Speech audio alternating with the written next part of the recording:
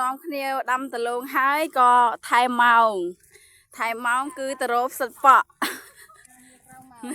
នេះមើលមុខអ្នកទៅរកសិតប៉ក់ហើយ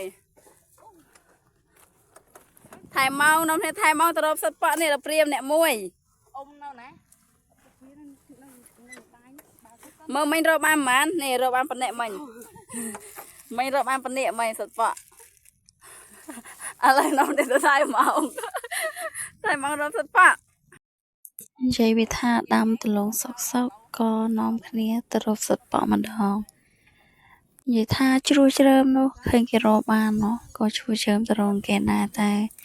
មានអីក៏បានម្នាក់3គ្រាប់ដែរហ្នឹងគាត់មើលជាងអត់អត់ស្គាល់រសជាតិពួកអត់ថាធ្លាប់រកជាលើកទី1អញ្ចឹងឃើញគេរកបានក៏នាំគ្នាទៅរកបានក៏បានម្នាក់3គ្រាប់ទៅល្អណាស់បងប្អូនដូចពងក្រូចអញ្ចឹងឃើញផ្